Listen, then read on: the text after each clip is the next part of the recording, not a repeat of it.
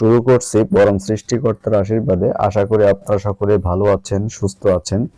তো সোনালী bank PLC FDR এর interest রেটটা বাড়িয়েছে। সোনালী ব্যাংক পিএলসি নতুন সার্কুলার দিয়েছে 2024 সালের 11 নভেম্বর ভিত্তিক সার্কুলার, যে সোনালী ব্যাংকে এফডিআর এর ইন্টারেস্ট রেটটা আগের থেকে 0.75% আকারে বাড়ানো হয়েছে প্রত্যেকটা স্কিমে।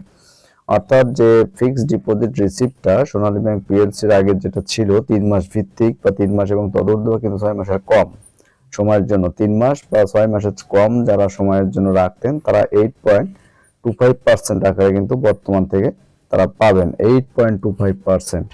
যারা 6 মাস বা তার বেশি এবং 1 বছরের কম তারা কিন্তু 8.50 আকারে 8.50% আকারে পাবেন, এবং যারা 1 বছর বা ততোধিক এবং 3 বছরের কম তারা কিন্তু 8.75% আকারে পাবেন।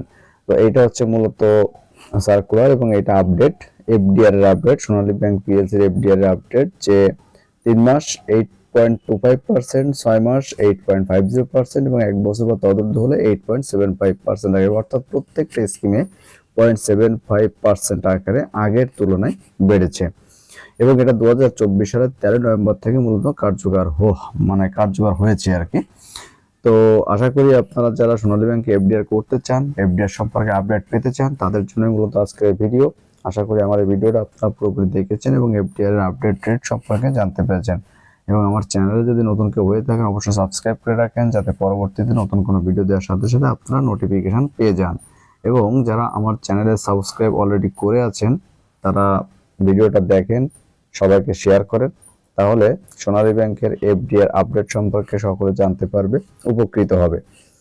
তো আশা করি আপনারা সকলে ভালো থাকবেন, সুস্থ থাকবেন। সকলকে ধন্যবাদ।